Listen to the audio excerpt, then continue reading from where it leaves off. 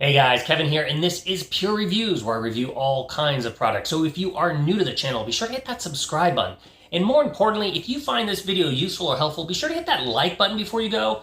Maybe leave a comment saying thanks. That really helps out the channel a ton, and I greatly appreciate it.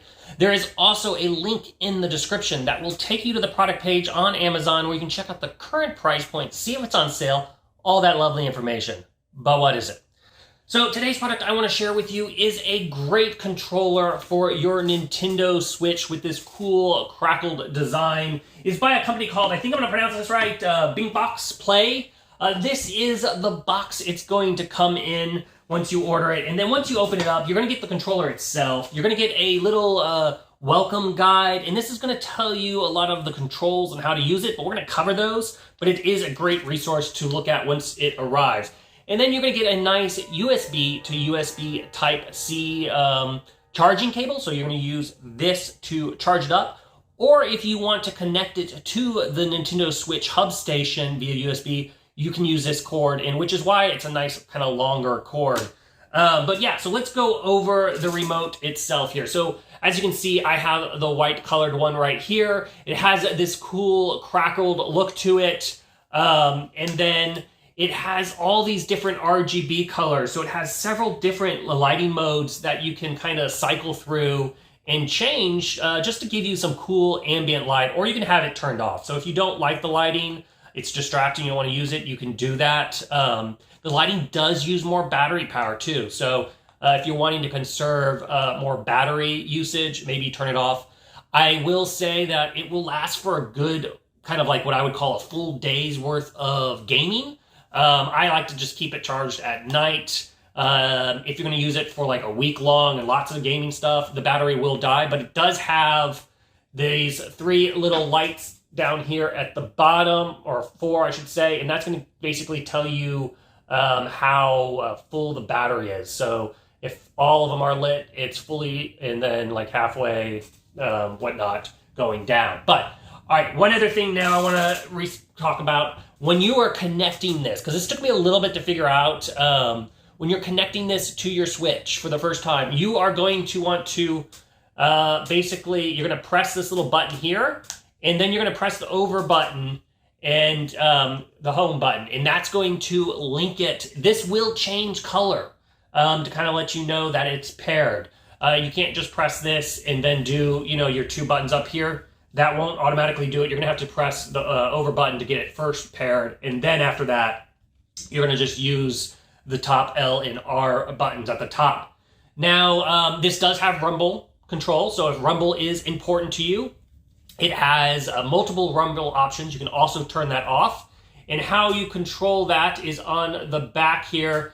There is a little button with a bunch of squiggly lines, and that is going to change the rumbling from low to off, or off, low, medium, and high modes. And you'll feel it vibrate. It does have that axis gyro motion control, so if you are using this as a motion, it does feature that also. Now, this isn't a licensed Nintendo product, so that means it will not have the little NFT, little charging things here in the middle, so you can't do the amiibos if you want to do that. Now, it does feature also something called dead mode, and what that is supposed to do is it's supposed to help you if you're playing like first-person shooter games.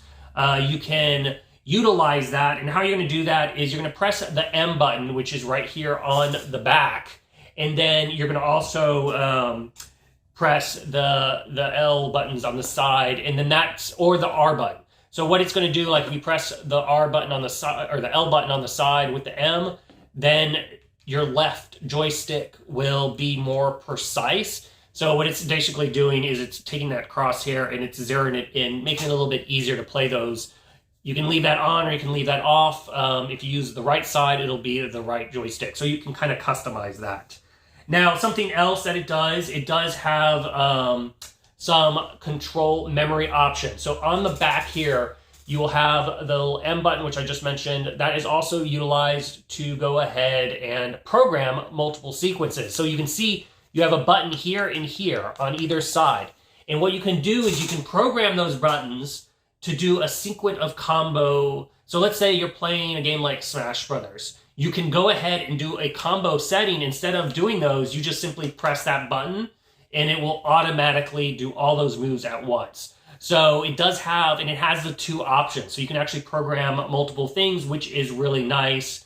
It also has turbo mode. So if turbo mode is important for you, what that does is it's going to repeat a button action multiple times until you stop it. So where that is kind of useful is if you're playing a game that has a lot of repetitiveness. So let's say you're playing Animal Crossing and you're wanting to chop down all the trees on one of your islands that you go to, and you just want to use the axe and keep swinging it. You can put it in turbo mode and then just keep walking up to all the trees and just chop them all down. So it has that nice little feature. So it's fully loaded. But yeah, that's basically the ins and outs of it. It is real comfortable when it sits in your hands. Now it is all smooth. You get a little bit of grip here, but there is no like gripping stuff on the back or side. So it is nice and smooth. If you like the gripping aspects, this doesn't have that. If you don't, you may like that feature.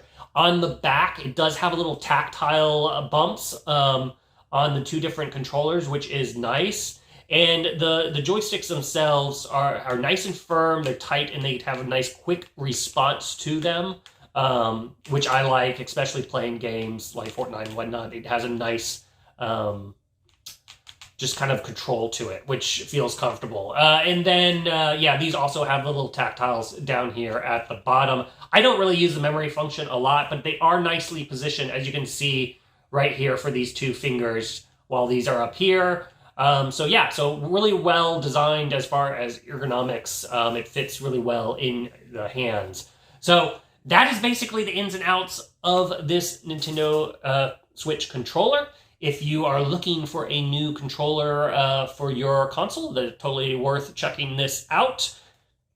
If there is something that you're curious about that I didn't cover, feel free to hit me up in the comment section. I do typically respond to those. And that is it until the next video. You guys, take it easy. Later. Congrats, you made it to the end of the video. Thank you very much. Greatly appreciated for the support. Be sure to hit that like button on the video. It really, really does help out. And if you have not subscribed yet, go ahead and hit that subscribe button and hit the notification bell if you want to get notified when new videos come out on this channel.